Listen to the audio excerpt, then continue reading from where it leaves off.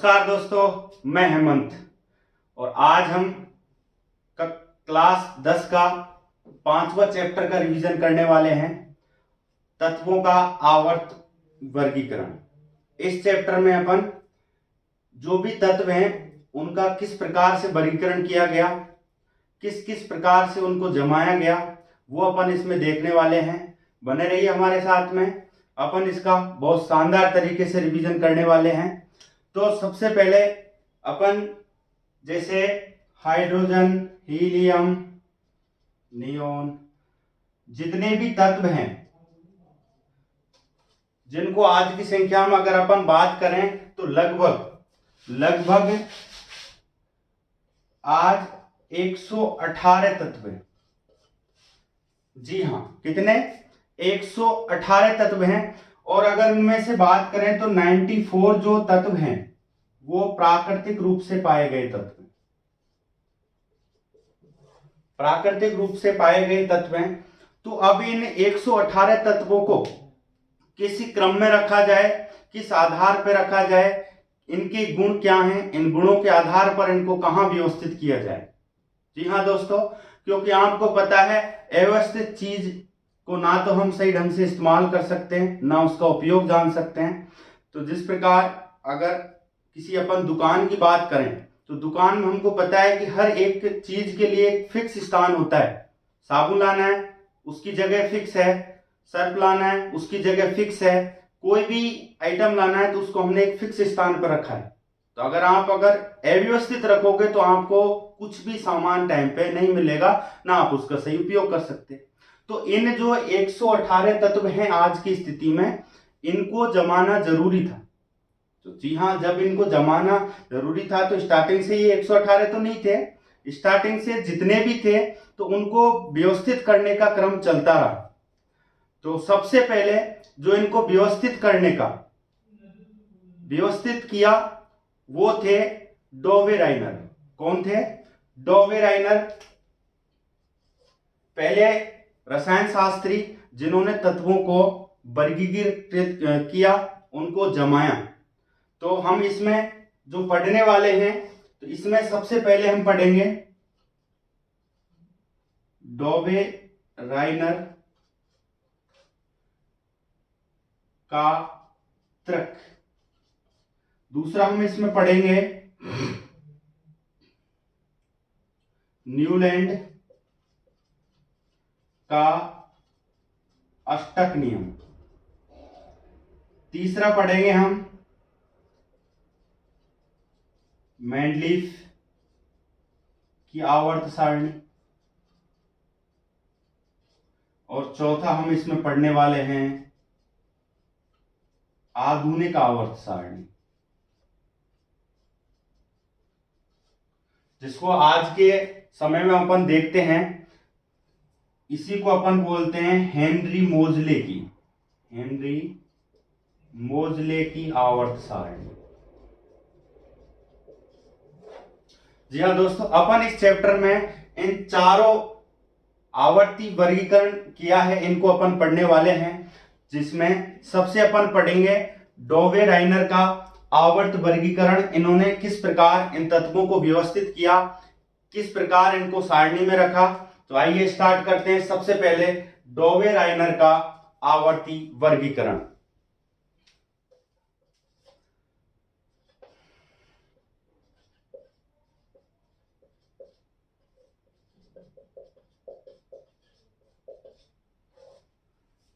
First है डोवे राइनर का त्रिक। तो इन्होंने क्या किया कि उस समय जितने भी तत्व थे, जो तत्व ज्ञात थे, उनको इन्होंने व्यवस्थित किया। और व्यवस्थित किसके आधार पर किया? तो वो व्यवस्थित किया उनके परमाणु द्रव्यमान के आरोही क्रम में।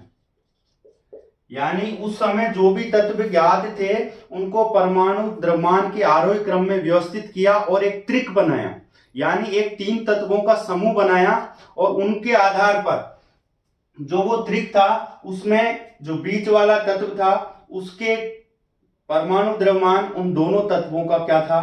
औसत था। जैसे त्रिक की बात करें तो इन्होंने जो त्रिक दिया वो था लिथियम, पहला त्रिक था लिथियम, सोडियम और पोटेशियम, और दूसरा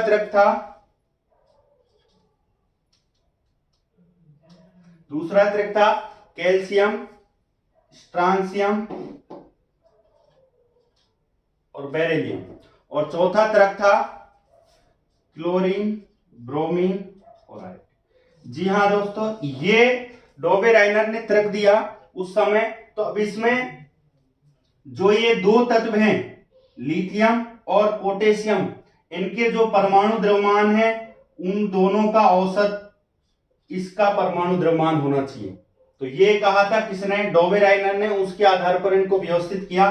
जैसे अपन देखते हैं कि लिथियम, अब जो लिथियम का परमाणु द्रव्यमान है हम जानते हैं लगभग में 7 होता है, 7 मान लेते हैं, 6.9 होता है, ठीक है। दूसरी बात करें पोटेशियम, तो पोटेशियम का होता है 40 या फिर अपन मान ले 39। तो इन दोनों का औसत होना चाहिए सोडियम का द्रव्यमान संख्या, तो 6.9 प्लस, तो जो ये लगभग आता है वो कितना आता है? वो आता है 45.9। दो डिवाइड करते हैं तो ये लगभग कितना आएगा? 22.5, यानी लगभग अपन किसको मान सकते हैं? 23। ये इसका परमाणु द्रव्यमान आता है। तो ये डोबे राइनर ने कहा था कि जो त्रिक है उस त्रिक में दोनों परमाणुओं का औसत बीच वाले परम तत्व का क्या है? द्रव्यमान संख्या है। तो ये कहा था डोबे राइनर ने, लेकिन ये जो त्रिक दिया ये सभी के लिए मान्य नहीं हुआ, सभी तत्वों के मान नहीं लिया। जैसे मैं बात करूं एक त्रिक की, नाइट्रोजन, फास्फोरस, आर्सेनिक, अगर मैं इस त्रिक की बात करूं तो इसमें नाइट्रोजन और आर्सेनिक का अगर परमाणु द्रव्यमान का औसत निकाला जाए तो वो किसका औसत, वो जो द्रव्यमान संख्या है वो फास्फोरस की द्रव्यमान संख्या नहीं है। तो इसके आधार पर इनका जो ये त्रिक था ये कैसा हो गया? अमान्य हो गया। इनका आवर्ती वर्गीकरण सही नहीं रहा। तो इसके बाद में दूसरे हमारे तत्वों को व्यवस्थित करने के लिए आए न्यूलैंड। तो दूसरा अपन पढ़ेंगे न्यूलैंड। आप ये साथ साथ में नोट कर लिया करो, स्क्रीनशॉट ले लिया करो ताकि ध्यान रहे, क्योंकि यही छोटे छोटे प्रश्न बनते हैं। त्रिक क्या था, कौन कौन से त्रिक थे। जो दूसरा है वो है न्यूलैंड का अष्टक नियम। न्यूलैंड का अष्टक नियम, तो न्यूलैंड का अष्टक, तो न्यूलैंड जी ने भी क्या किया कि जो तत्व थे उस समय ज्ञात, तो उस समय लगभग जो तत्व ज्ञात थे वो थे लगभग 56। कितने थे? 56। और ये इन्होंने दिया 1866। कब आया ये नियम? 1866। और डोबे राइनर का आया था 1817 में, ठीक है। तो 1866 में जब ये आया तो उस समय लगभग 56 तत्व ज्ञात थे, तो उनको इन्होंने क्या किया? व्यवस्थित किया। किस आधार पर किया? वही परमाणु द्रव्यमान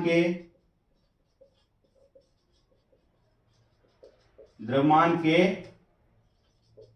आरोही क्रम में।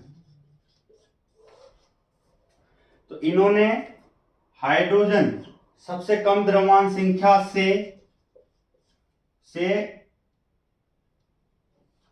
56वें तत्व थोरियम, 56वां तत्व क्या है? थोरियम तक तत्वों को क्या किया? व्यवस्थित कर दिया कि इतने तत्व हैं और इनको हम क्या करेंगे? व्यवस्थित करेंगे। तो इन्होंने व्यवस्थित करते समय क्या कहा कि प्रत्येक 8वें तत्व के जो गुण हैं वो पहले वाले तत्व से क्या रहेंगे? समान रहेंगे। जैसे hydrogen,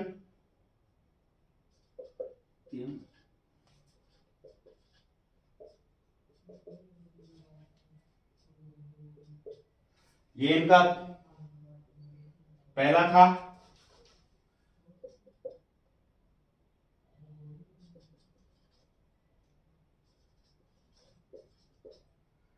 aluminium, silicon, phosphorus, sulphur. उसके बाद में आता है अपना क्लोरीन, पोटेशियम और कैल्शियम। उसके बाद में क्रोमियम, टाइटेनियम, क्रोमियम, टाइटेनियम। उसके बाद में मैग्नीज और आयरन, कोबाल्ट और निकेल।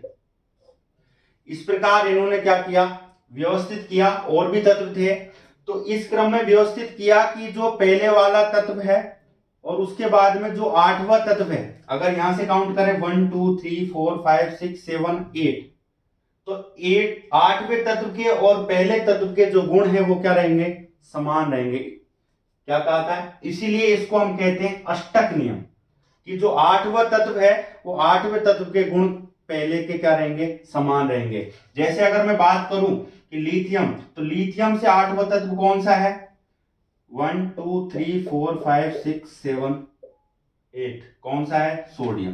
तो सोडियम और लिथियम के गुण क्या हैं, समान है। अगर दूसरी बात करें बेरिलियम और मैग्नीशियम, तो बेरिलियम के बाद में 8वां तत्व कौन सा है, मैग्नीशियम, तो इसके गुण समान है। ये इन्होंने कहा, तो इसीलिए इसको कहते हैं हम अष्टक नियम। यानी जिस प्रकार संगीत के 7 सुर होते हैं,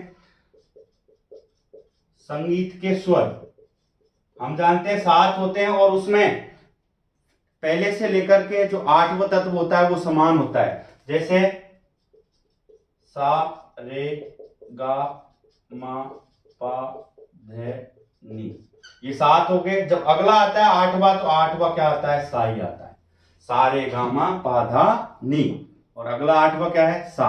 तो इसी के आधार पर इसको हम कहते हैं अष्टक नियम, संगीत के 7 स्वरों की तरह। तो ये इन्होंने नियम दिया, इस आधार पर इन्होंने तत्वों को क्या कर दिया, व्यवस्थित कर दिया। पर यहां पर भी क्या है, इस वर्गीकरण की भी कुछ कमियां रही। कमियां क्या रही कि यह नियम सिर्फ और सिर्फ कैल्शियम तक ही लागू हुआ। यह बात नोट करना कि न्यूलैंड का अष्टक नियम कहां तक मान्य हुआ, कैल्शियम तक मान्य हुआ। उसके बाद में जो प्रत्येक 8वां तत्व था उसके गुण पहले वाले से नहीं मिले। तो पहली कमी तो ये हो गई। अगली कमी क्या हुई इसकी, नोट करें। अगली कमी हुई कि जो कोबाल्ट और निकिल है, ये जो कोबाल्ट और निकिल है, इसने पहली बात तो दोनों को एक साथ रख दिया, ठीक है। अगली बात, इन्होंने यहां पर इसको रखा तो इसके गुण क्लोरीन से मिलने चाहिए थे, क्योंकि क्लोरीन के बाद में ये 8वें तत्व है, इससे मिलने चाहिए थे, लेकिन ना तो इसके गुण क्लोरीन से मिले ना ही फ्लोरीन से। तो यहां पर इसका ये जो नियम था ये क्या हो गया, अमान्य हो गया। उसके बाद में इन्होंने नोबल गैस, जो नोबल गैसेस थी, कैसे, उनको इस वर्गीकरण में कोई भी स्थान नहीं दिया। जब कोई भी स्थान नहीं दिया तो उस समय तो मान लो 56 ही तत्व थे बाद में, लेकिन आज की स्थिति में बात करें तो 118 तत्व हैं। इन तत्वों को कहां पे व्यवस्थित करते हैं, तो उस समय पर ये नियम, बाद में जब उत्कृष्ट गैसें आई तो ये नियम क्या हो गया, अमान्य हो गया। तो ये सिर्फ जो नियम लगा था, ये लगा था केवल और केवल किसके लिए मान्य था, ये हल्के तत्वों के, हल्के तत्वों के लिए मान्य था, हल्के तत्वों के लिए मान्य था। तो उसके बाद में इस नियम को क्या कर दिया, अमान्य कर दिया। एक कमी और थी, एक कमी क्या थी कि जैसे आयरन, तो आयरन के गुण कोबाल्ट और निकल से मिलते हैं, जबकि इन तीन दोनों को क्या कर दिया, अलग अलग कर दिया। तो ये भी इसकी क्या रही, एक कमी रही। तो ये था न्यूलैंड का अष्टक नियम, जिन्होंने तत्वों को वर्गीकृत किया, व्यवस्थित किया। अगला देखते हैं तीसरा, मेंडलीफ। तो जो मेंडलीफ आया, तो मेंडलीफ ने किस प्रकार तत्वों को क्या किया, वर्गीकृत किया। तीसरा है मेंडलीफ की आवर्त सारणी। मेंडलीफ की आवर्त सारणी। अब ये जो मेंडलीफ थे, ये क्या थे, ये किस्मत वाले आदमी थे। यानी इन्होंने जो अनुमान लगाया वो अनुमान इनका सही होता चला गया, इसलिए बड़े भाग्यशाली आदमी थे। तो उस समय तत्वों की संख्या थी वो थी 63। 63 तत्व ज्ञात थे, तो इन्होंने 63 तत्वों को क्या किया, वर्गीकृत किया, उनको व्यवस्थित क्रम में जमाया। तो इन्होंने भी जो सबसे पहले वर्गीकरण का आधार लिया, और इनके जो वर्गीकरण मेंडलीव का, उसको सबसे प्रमुख वर्गीकरण माना जाता है। सबसे प्रमुख वर्गीकरण, अगर तत्वों के वर्गीकरण की बात आएगी तो सबसे प्रमुख है मेंडलीव का। तो इन्होंने जब इन 63 तत्वों को जमाया, किस क्रम में जमाया, इनका आधार क्या था, आधार था इनका भौतिक गुण, रासायनिक गुण और द्रव्यमान संख्या। द्रव्यमान संख्या के आरोही क्रम।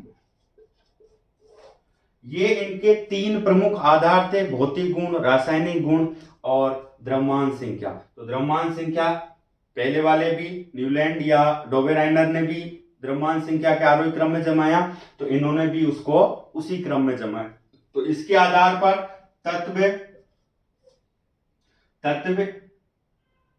तत्वों के गुण, द्रव्यमान संख्या के आवर्त फलन होते हैं, ये इन्होंने कहा। इन्होंने कह दिया कि तत्वों के जो गुण हैं वो द्रव्यमान संख्या के आवर्त फलन होते हैं, और इन्होंने जो प्रमुख 3 आधार दिए, भौतिक गुण, रासायनिक गुण और द्रव्यमान संख्या के आधार पर तत्वों को वर्गीकृत किया। तो वर्गीकृत करने के लिए पहली बात, रासायनिक गुण और भौतिक गुण, इनको इन्होंने क्या किया कि जो 63 तत्व थे, इनके लिए इन्होंने 63 ही कार्ड लिए। क्या लिए, 63 कार्ड लिए, और प्रत्येक कार्ड पर सभी तत्वों के क्या लिख दिए, रासायनिक गुण लिख दी है, और उनको उन गुणों के आधार पर एक सारणी में व्यवस्थित कर दिया। उसी को हम सारणी को कहते हैं मेंडलीव की आवर्त सारणी। तो उस मेंडलीव की जो आवर्त सारणी थी, उसमें क्या थी, आवर्त सारणी। आवर्त सारणी में 8 तो समूह, 8 समूह व 7 आवर्त थी। 7 आवर्त यानी 8 तो ये समूह थे, और 7 आवर्त इनके अंदर इसने युक्त की है। ठीक है। इसका जो सबसे एक मेन प्रमुख आधार था वर्गीकरण का, वो था कि वर्गीकरण में इसने ऐसे यौगिकों को चुना, ऐसे तत्वों को चुना। कौन से तत्व, एक तो था हाइड्रोजन, कौन से, एक तो था ऑक्सीजन व एक था हाइड्रोजन। इन्होंने इन दोनों को क्यों चुना, क्योंकि ये दोनों के दोनों ही क्या हैं, बहुत सक्रिय धातु हैं, सॉरी सक्रिय तत्व हैं। इसलिए इन्होंने इन जो सभी तत्व थे उनसे रासायनिक अभिक्रिया करवाई, और सबके क्या बने, ऑक्साइड व हाइड्राइड। इस बात को ध्यान रखना, बहुत इंपॉर्टेंट, क्या है, इंपॉर्टेंट बात है कि मेंडलीव ने अपने वर्गीकरण के लिए किस यौगिक या किस तत्व को आधार बनाया, तो वो थे ऑक्सीजन और हाइड्रोजन। तो उनसे जो यौगिक बने ऑक्साइड और हाइड्राइड, उसके आधार पर मेंडलीव ने क्या कर दिया, वर्गीकरण कर दिया। आप स्क्रीन पर देख सकते हैं मेंडलीव की आवर्त सारणी। कि मेंडलीव की आवर्त सारणी किस प्रकार व्यवस्थित रखी। उसने 8 तो वर्ग लिए ऊपर, ये जो वर्ग आपको सामने दिख रहे हैं उनके नीचे हैं ऑक्साइड और हाइड्राइड, और उसके आधार पर इन्होंने इसमें 7 वर्ग लिए हैं। इसके आधार पर हम समझ सकते हैं कि इन्होंने इनको किस प्रकार से व्यवस्थित किया। एक बार ध्यान से जरूर देखें इस आवर्त सारणी को। अब अपन देखते हैं मेंडलीव की आवर्त सारणी की क्या क्या उपलब्धियां रही और क्या कमियां रही। चलो देखते हैं।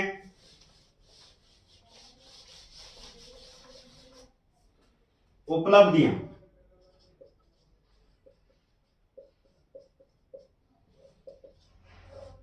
क्या उपलब्धियां थी कि मेंडलीव ने इनको द्रव्यमान संख्या के आरोही क्रम में व्यवस्थित किया, बढ़ते हुए क्रम में व्यवस्थित किया, लेकिन कुछ तत्वों को उनकी गुण की समानता के आधार पर उसमें उसको चेंज करना पड़ा, बदलाव करना पड़ा।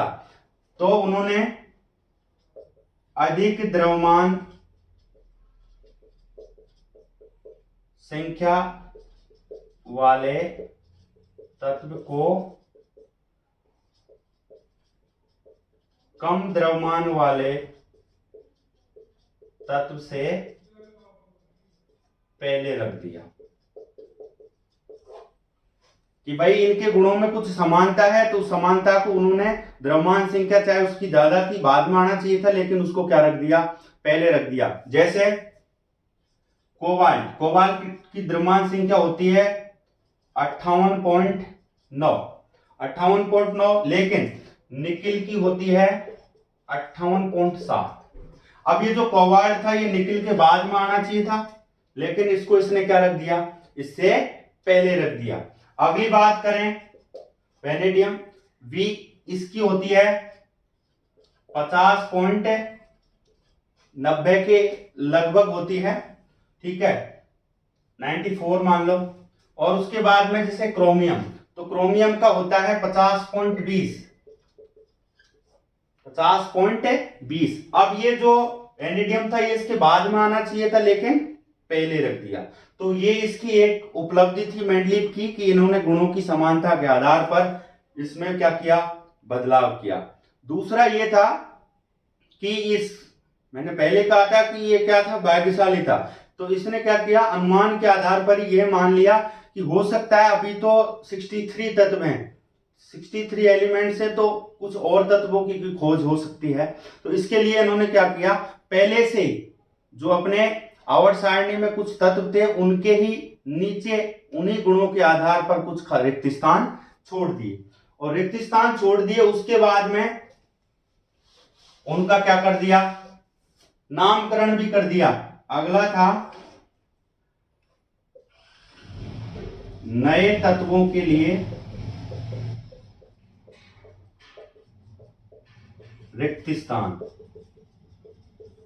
स्थान छोड़ दिया और उनका नामकरण भी कर दिया।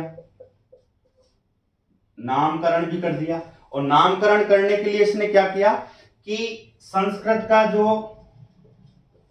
उपसर्ग है एक एका, किसका प्रयोग किया, एका का किया।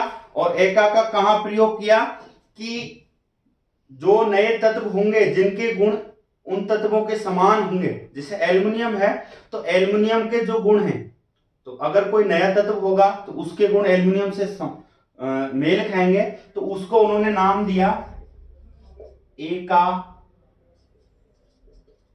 एल्युमिनियम। दूसरा उन्होंने नाम दिया एका बोरोन। क्या नाम दिया, एका बोरोन। और तीसरा नाम दिया एका सिलिकॉन।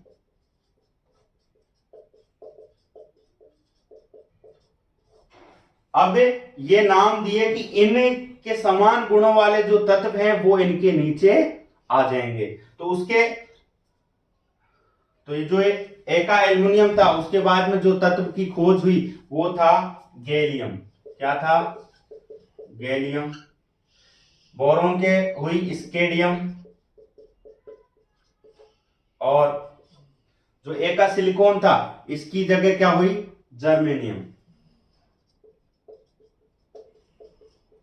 तो ये इनकी सबसे बड़ी उपलब्धि थी कि इन्होंने पहले ही बता दिया कि भाई एका एल्युमिनियम के एक तत्व है, इसके समान गुणों वाला आएगा गैलियम, स्केडियम और जर्मेनियम। तो इन्होंने इनका नाम पहले ही कर दिया।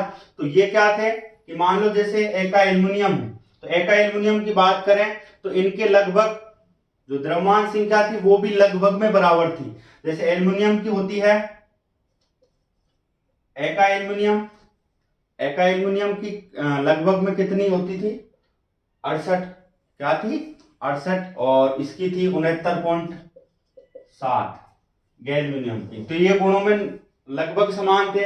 उसके बाद में एल्युमिनियम ऑक्साइड बनाता है, तो एका एल्युमिनियम बना रहा था E2O3। ये बना रहा था। तो उसके बाद में जो क्या आया, गैलियम आया, तो उसने भी क्या बनाया, G2O3। तो ये ऑक्साइड भी समान बनाने लगा। उसके वाला अगर हम बात करें किसी अन्य यौगिक के साथ में क्रिया, जैसे क्लोराइड है, तो ECl2 ECl3 एक एल्युमिनियम ने बनाया, जबकि GCl3 ये किसने बनाया, गैलियम ने बनाया। तो जिस प्रकार एक एल्युमिनियम बना रहा है यौगिक ऑक्साइड और हाइड्राइड से, उसी प्रकार गैलियम बना रहा है। तो ये इनकी एक सबसे बड़ी उपलब्धि थी, जिसके आधार पर इन्होंने, और पहले ही उन्होंने कह दिया कि भाई एका एल्युमिनियम नाम दे दिया, किसकी जगह, गैलियम की जगह, स्केडियम की जगह एका बोरॉन और जर्मेनियम की जगह एका सिलिकॉन। तो ये एक उनकी क्या थी, सबसे बड़ी उपलब्धि थी। और जो तीसरी उपलब्धि थी, पहली ये, दूसरी, और जो तीसरी उपलब्धि थी वो थी कि इन्होंने पहले ही अनुमान के आधार पर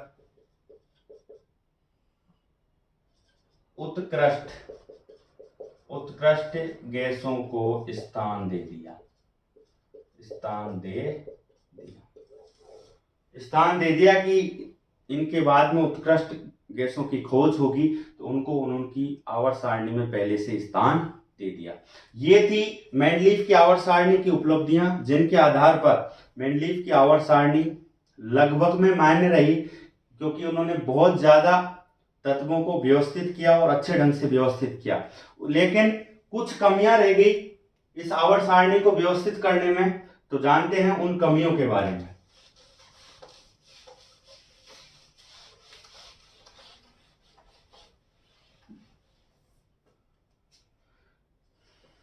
कमियां या सीमाएं कि इनके बाद में ये उनका निर्धारण नहीं कर सका। तो जो पहली इनकी जो कमी थी वो ये थी कि हाइड्रोजन को निश्चित स्थान नहीं दे सका, पहली कमी तो ये रही। दूसरी ये थी कि जो मेंडलीव था उसको समस्थानिक के बारे में कोई भी पता नहीं था। समस्थानिक से अनजान, जैसे Cl35 और Cl37। अब जो ये दोनों हैं क्लोरीन के समस्थानिक हैं, तो इनको इन्होंने कहां स्थान दे, क्योंकि इसके बारे में इनको कोई भी पता नहीं था। तो ये एक इनकी सबसे बड़ी कमी रही। तो ये समस्थानिक क्या है कि जिनके क्या होते हैं, रासायनिक गुण तो समान होते हैं, रासायनिक गुण समान और द्रव्यमान संख्या असमान होती है।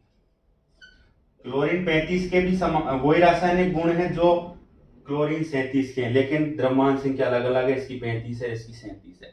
तो इसका ये कोई भी जवाब नहीं दे पाया। अगली बात करें तो अगली बात ये है कि इन्होंने, हमने कहा था कि गुणों में समानता के लिए इन्होंने द्रव्यमान संख्या को क्या रख दिया, अधिक द्रव्यमान वाले तत्व को कम द्रव्यमान वाले से पहले रख दिया। तीसरी कमी, अधिक द्रव्यमान वाले तत्व को कम द्रव्यमान वाले तत्व से पहले रख दिया। ये इनकी तीन प्रमुख कमियां थी जिनका ये जवाब नहीं दे सका, क्योंकि आपको पता है कमियां रहती हैं कुछ ना कुछ, कोई भी 100% नहीं होता है। तो मेंडलीफ भी क्या हुआ, इसमें असफल रहा। इसके बाद में आए हेनरी मोजले। कौन आए, हेनरी मोजले। और हेनरी मोजले ने जो मेंडलीफ की आवर्त सारणी थी इसको क्या किया, व्यवस्थित कर दिया, इसमें कुछ बदलाव किए, क्योंकि मेंड जो प्रमुख योगदान जाता है तत्वों को व्यवस्थित करने का वो जाता है मेंडलीफ को, क्योंकि इन्होंने कई हद तक उन तत्वों को वर्गीकृत कर दिया। कुछ कमियां रही तो उन कमियों को कौन पूरा करेंगे, हेनरी मोजले करेंगे। चलो स्टार्ट करते हैं आधुनिक आवर्त सारणी हेनरी मोजले की।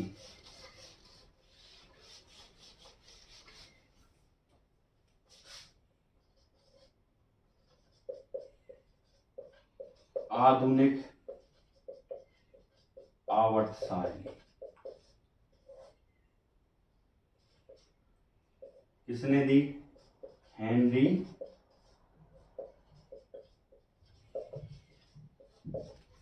आधुनिक आवर्त सारणी हेनरी मोजले ने दी 1913। तो इसने जो मेंडलीव की आवर्त सारणी में जो कमियां रही उनको क्या किया? व्यवस्थित किया। और जो एक सबसे प्रमुख बदलाव किया वो ये बदलाव ये था कि बाकी में जो तत्वों का वर्गीकरण था उनको जमाया था, व्यवस्थित किया था, वो उनकी द्रव्यमान संख्या के आधार पर था। लेकिन हेनरी मोजले ने कहा कि नहीं, तत्वों के जो गुणधर्म हैं, तत्वों के गुणधर्म द्रव्यमान संख्या के आवर्त फलन नहीं होते हैं। किसके होते हैं? परमाणु संख्या के। परमाणु संख्या के आवर्त फलन होते हैं। बाकी की जो व्यवस्था थी उन सभी में परमाणु द्रव्यमान संख्या थी। द्रव्यमान संख्या के आधार पर व्यवस्थित किया, लेकिन इन्होंने परमाणु संख्या के आधार पर उनको व्यवस्थित किया, बढ़ती हुई परमाणु संख्या के आधार पर। क्यों? क्योंकि परमाणु से हमको एक तो क्या पता चलता है? प्रोटॉन के बारे में। किसके बारे में? जैसे जैसे परमाणु संख्या बढ़ेगी उसके अंदर जो पाए जाने वाले प्रोटॉन हैं उनके बारे में भी पता चलती जाती है। और जैसे जैसे हम आगे बढ़ते हैं, आरोही क्रम में बढ़ते हैं, तो उसमें एक की वृद्धि होती जाती है। तो द्रव्यमान संख्या हम तो ऐसा नहीं था, द्रव्यमान संख्या हम तो किसी का 14, किसी का 16, किसी का 17, 18, लेकिन यहाँ पर क्रमिक रूप से एक की वृद्धि होगी, 7, 8, 9, 10, 11, 12, तो क्रमिक रूप से। इसलिए इन्होंने इसका जो प्रमुख आधार माना वो माना क्या? परमाणु संख्या। एक बदलाव तो ये था। और दूसरे बदलाव की बात करें तो वो था कि मेंडलीफ ने कितने वर्ग दिए थे? 8। तो यहां पर इन्होंने समूह वर्ग या स्तंभ समूह दिए 18। कितने दिए? 18 दिए। और आवर्त और कितने दिए? और 7 आवर्त रखे। मेंडलीफ के भी कितने थे? 7 थे। बाकी कुछ चेंजेस किया, समूह में 18 कर दिए। तो इसने इस आधार पर उन तत्वों को क्या किया? जो मेन चेंजेस थे वो ये थे। इसके आधार पर इन्होंने एक अलग से क्या बनाई? आवर्त सारणी बनाई। आप देख सकते हैं स्क्रीन पर, ये है हेनरी मोजले की आवर्त सारणी। इसमें इन्होंने एक अलग ही व्यवस्था की है जिसमें हर एक तत्व को क्या दिया है? स्थान दिया है। उनके गुणों के आधार पर, उनकी परमाणु संख्या के आधार पर, उनकी संयोजकता के आधार पर, उनकी आकार के आधार पर उनको व्यवस्थित किया है। और जो प्रमुख व्यवस्था की है वो की है धातु और अधातु के आधार पर। जी हाँ, नोट करना, प्रमुख क्या है? किसमें वर्गीकृत किया? धातु व अधातु, अधातु के आधार पर। इन्होंने जो सारणी बनाई वो धातु व अधातु के आधार पर बनाई। धातुओं को अलग रखा, अधातुओं को अलग रखा। तो आवर्त सारणी है तो हम जानते हैं ज्यादातर जितने भी तत्व हैं उन तत्वों में ज्यादातर तो कितने? सारे के सारे धातु हैं, थोड़े अधातु हैं और कुछ उपधातु भी अपन पढ़ेंगे जो धातु और अधातु दोनों के गुण रखते हैं। चलिए देखते हैं हेनरी मोजले की आवर्त सारणी।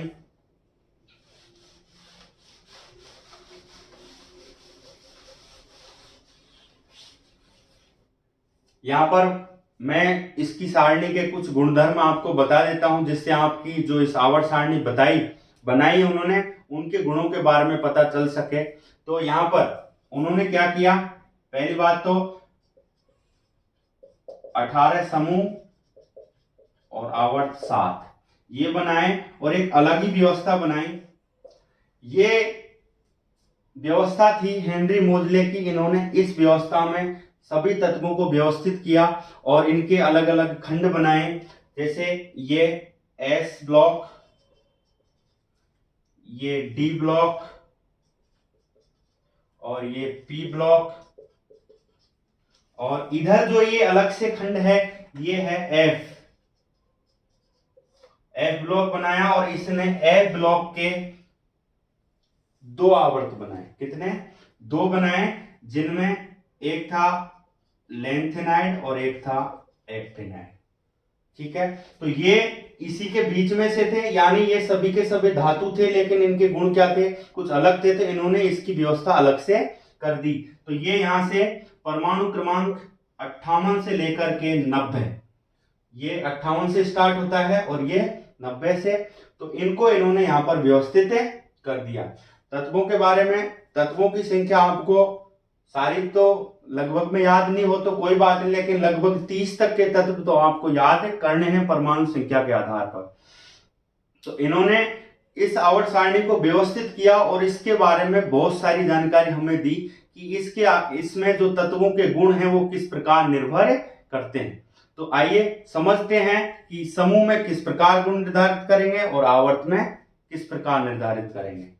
ठीक है, इस व्यवस्था को जरूर ध्यान रखना। और एक चीज, जो एस ब्लॉक, डी ब्लॉक और पी ब्लॉक और एफ ब्लॉक है, ये क्या है कि ये जब हम इनका इलेक्ट्रॉनिक विन्यास लिखते हैं कि किसी भी परमाणु में जब इलेक्ट्रॉन को व्यवस्थित करते हैं तो वो व्यवस्था में ये एस ब्लॉक में जो अंतिम इलेक्ट्रॉन आएगा वो एस में आएगा, जो एस कोष होता है उसमें आएगा।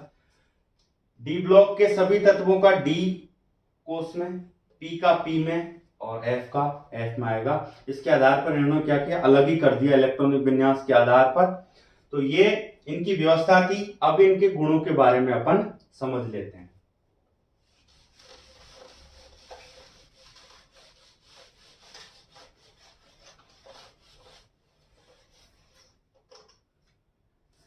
गुणों का निर्धारण हम दोनों में समझेंगे, एक तो समूह में, समूह और आवर्त। कि समूह में तो गुणों का निर्धारण कैसे होता है और आवर्त में कैसे होता है। तो पहली बात तो यह है कि समूह में इलेक्ट्रॉनिक विन्यास लिखते समय जो बाह्यतम कोष में इलेक्ट्रॉन जाएगा वो इन सब में समान रहेगा। तो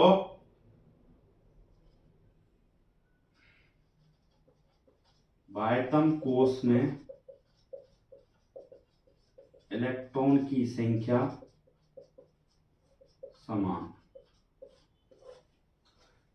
जितने भी वर्ग में आप के सारे तत्व हैं उन सभी के जो बाह्यतम कोष में इलेक्ट्रॉन है वो क्या रहेंगे? समान रहेंगे। जैसे हम पहले वर्ग की बात करें, पहले वर्ग के मैं तत्व लिख लेता हूं। जैसे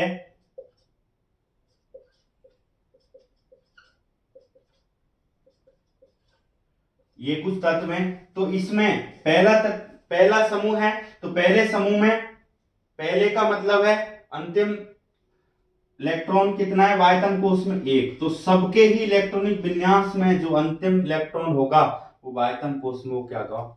1 होगा। तो ये बात हो गई। अगर हम आवर्त की बात करें तो आवर्त में हम जैसे जैसे आवर्त में आगे बढ़ते हैं तो इलेक्ट्रॉन की संख्या क्या होती है? संख्या बढ़ती है। क्या होती है? बढ़ती है। तो ये बात हो गई, समूह में इलेक्ट्रॉन की संख्या वही रहेगी, आवर्त में बढ़ती है। अगली बात, इसमें कोष की संख्या समान रहती है, संख्या बढ़ती है, क्रमिक रूप से बढ़ती है। पहले आवर्त में अगर वर्ग में बढ़ेंगे ऊपर से नीचे तो पहले में एक कोष है तो दूसरे में 2, तीसरे में 3, चौथे में 4, इस प्रकार से बढ़ती है। जबकि इस आवर्त में अगर आवर्त सारणी में अपन बाएं से दाएं जाएंगे तो बाएं से दाएं पर क्या होता है? कोष समान रहता है, कोष समान रहता है, कोष वही रहता है, उस कोष में इलेक्ट्रॉन की संख्या बढ़ती जाती है। तो अब कोष की बात आई है तो अब आवर्त सारणी में अपन कोष की भी बात कर लेते हैं कि कोष में इलेक्ट्रॉन किस प्रकार से बढ़ते हैं। एक आवर्त है तो आवर्त में कोष एक ही रहेगा, कोष एक ही रहेगा। कि पहले आवर्त में अपने दो ही तत्व हैं, एक हाइड्रोजन है एक हीलियम। ठीक है, आप आवर्त सारणी चेक कर सकते हैं। पहले आवर्त में 2 है, हाइड्रोजन और हीलियम, तो उसमें एक हाइड्रोजन और एक हीलियम है, तो इन दोनों तत्वों का जो कोष है वो एक ही, क्या है, एक ही। तो जब बाएं से दाएं जाते हैं कोष एक ही है, तो कोष में यहाँ पर 1 इलेक्ट्रॉन है, यहाँ पर 2 हो गए, कोष समान है, ठीक है। दूसरे की बात करें तो दूसरे में कितने कोष हैं, 2 हैं, तो 2 ही कोष रहेंगे, एंड तक इलेक्ट्रॉन की संख्या क्या होती जाएगी, बढ़ती चली जाएगी। तो कोष में जो इलेक्ट्रॉन है, आवर्त के कोष में अधिकतम इलेक्ट्रॉन हम भरेंगे 2n² सूत्र से, 2n² सूत्र से यहां पर अपन भरते चलेंगे। तो पहले में आएंगे 2, दूसरे में 8, तीसरे में 8, चौथे में 18, पांचवे में 18, छठवें में 32, 32, इस प्रकार से बढ़ते जाते हैं। ये क्रम है एक आवर्त में एक कोष के अंदर इलेक्ट्रॉन भरने का क्रम है। इसी संख्या में क्या बढ़ते हैं, इलेक्ट्रॉन बढ़ते हैं। तो आप समझ पाए होंगे कि कोष में हम अगर 2n² है तो ये n का मतलब है कोष, n का मतलब क्या है, कोष। एक कोष के लिए 1 लिखेंगे, 2 के लिए 2 लिखेंगे, और इस सूत्र से अपन इसको क्या कर लेंगे, हल कर लेंगे। आप समझ पाए होंगे कि आवर्त में कोष में इलेक्ट्रॉन किस प्रकार से बढ़ते हैं। अब हम मूल गुणों की बात करें तो मूल गुणों में जो आवर्त सारणी में समूह और आवर्त में क्या क्या परिवर्तन होते हैं, तो पहली बात करेंगे हम संयोजकता की। किसकी बात करेंगे, संयोजकता की।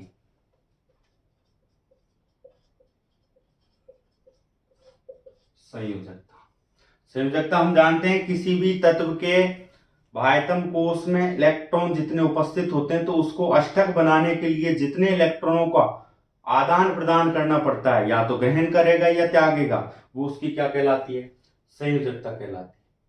तो समूह की बात करें हम तो समूह में ऊपर से नीचे जाने पर संयोजकता कैसी रहती है, समान रहती है, समान रहती है।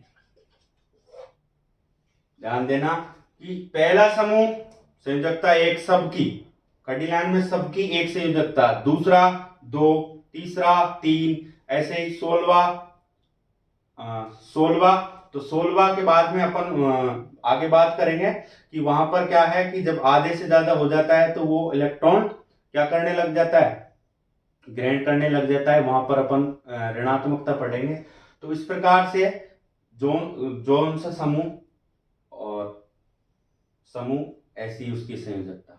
तो जैसे 14वां वर्ग है तो 14वें में कितनी होगी, 14 में से कितने घटाएं, 10, यानी जो सारे के डी ब्लॉक के वो घटा दो 4। 13वें में 10 माइनस 3, 15वें में 10 माइनस 5। इस प्रकार से इनकी क्या होती है, संयोजकता होती है। तो समूह में समान रहती है, और आवर्त में क्या होगा, आवर्त में संयोजकता बढ़ती है। क्या होता है, आवर्त में संयोजकता बढ़ती है, ठीक है। अब अगला जो महत्वपूर्ण गुण है वो हम बात करेंगे इसकी परमाणु साइज। किसकी बात करेंगे, परमाणु साइज, आकार।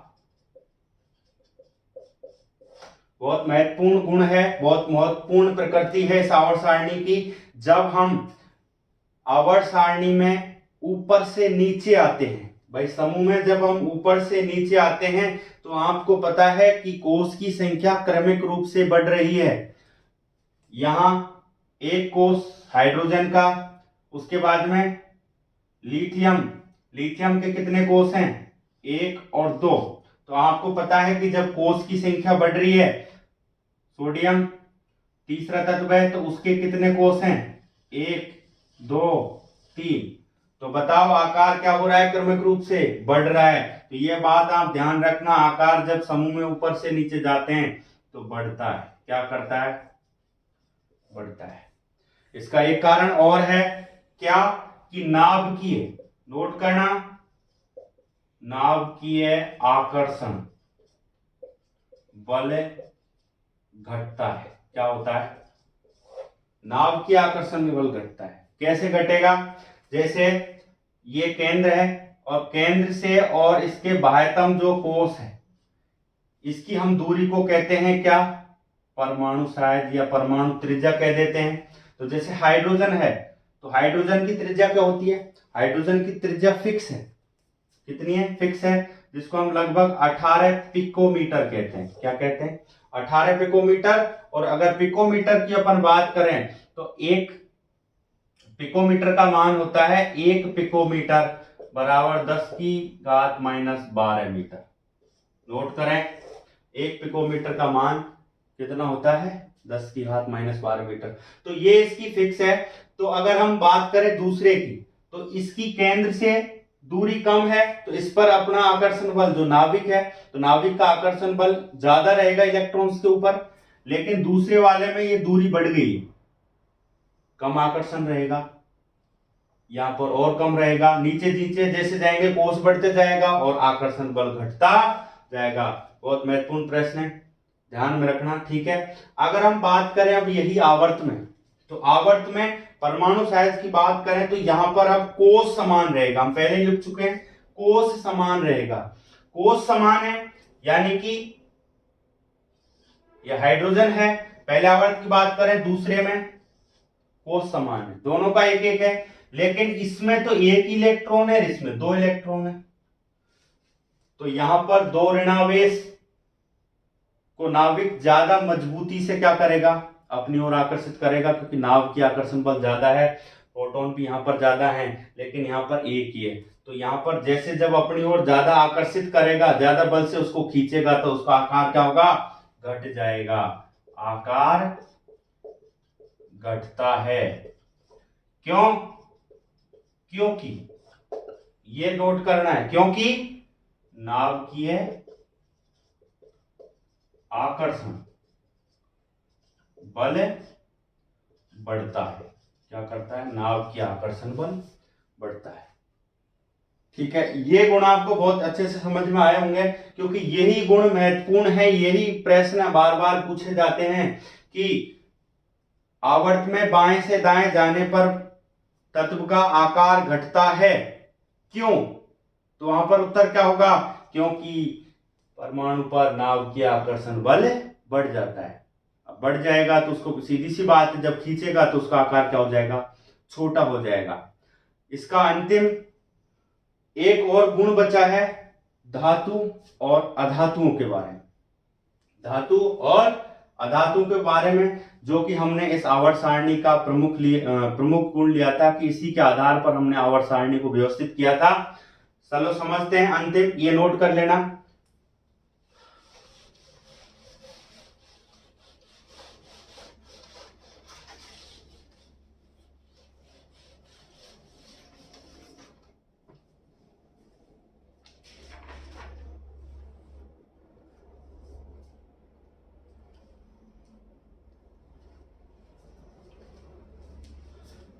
अगला है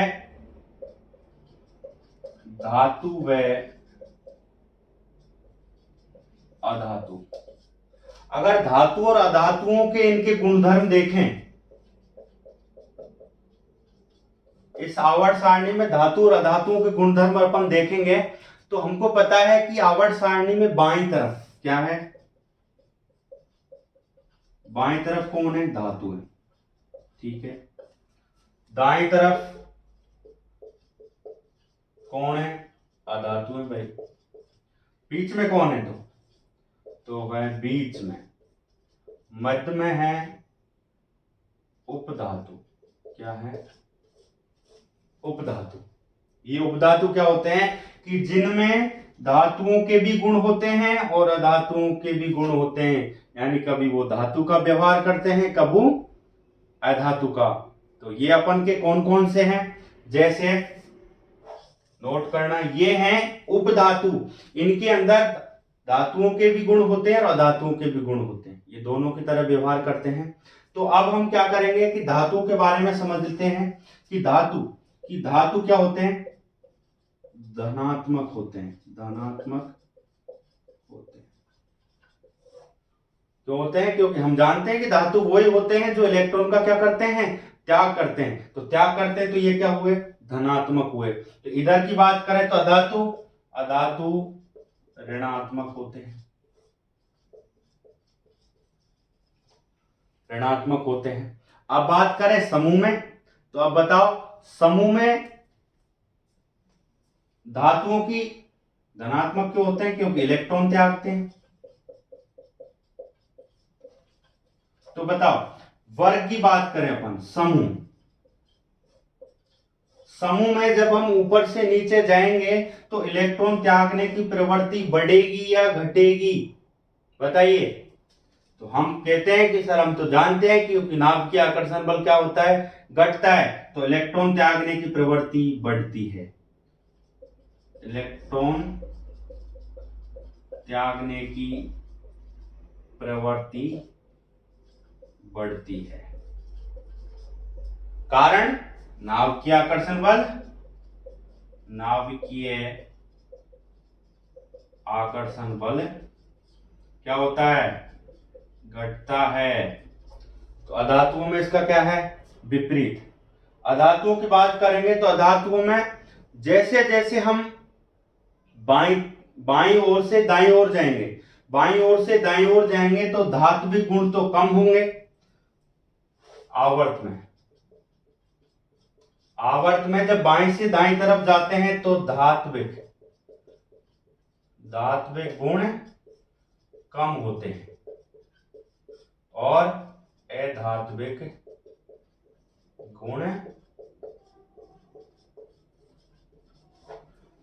गुण क्या होते हैं, बढ़ जाते हैं। तो ये थे कुछ धातु अधातु के गुणधर्म इस आवर्त सारणी के अंदर कि किस प्रकार से ये व्यवस्थित होते हैं। इस रिवीजन के अंदर आपके और भी कोई डाउट्स रह गए हों तो वो हमें कमेंट करके जरूर बताएं। आप बताते नहीं हो हैं, और जब तक आप बताओगे नहीं हमको आपके डाउट्स के बारे में पता नहीं चलेगा, कौन से प्रश्न रह गए। लगभग हमने सारे प्रश्न, सारे महत्वपूर्ण टॉपिक्स क्लियर करने की कोशिश किया, ठीक है। इसमें कुछ और टॉपिक्स जैसे इलेक्ट्रॉनिक विन्यास है, तो ये अगर आप समझना चाहते हो तो हमें कमेंट करके जरूर बताना। उसके लिए हम अलग से एक वीडियो बनाएंगे इलेक्ट्रॉनिक विन्यास के ऊपर, नहीं तो क्योंकि ये वीडियो बहुत लंबी हो जाएगी अपन अगर इलेक्ट्रॉन विन्यास समझाएंगे। तो बाकी का अगर इस चैप्टर के अंदर कोई भी प्रॉब्लम्स है वो आप हमको कमेंट करके जरूर बताएं। हाँ, इस वीडियो में, इस रिवीजन में थोड़ा टाइम लगा है, उसके लिए माफी चाहते हैं। बाकी रिवीजन हमारा निरंतर चलता रहेगा और इसी अंदाज में, इसी शानदार अंदाज में चलेगा। आप बने रहिए हमारे साथ में, हम आपको संपूर्ण चैप्टरों का रिवीजन कराएंगे ताकि आप अच्छा परिणाम ला सकें, ठीक है। और लाइक शेयर अपने दोस्तों के साथ में करें। अगले वीडियो आए उसके लिए आप चैनल को सब्सक्राइब करें ताकि आपको तुरंत पता चल जाए, क्योंकि वीडियो डल जाए आपको पता ही नहीं चलता है वीडियो डल गई है, इसलिए सब्सक्राइब जरूर करें, ठीक है। मिलते हैं अगले रिवीजन में, तब तक के लिए धन्यवाद।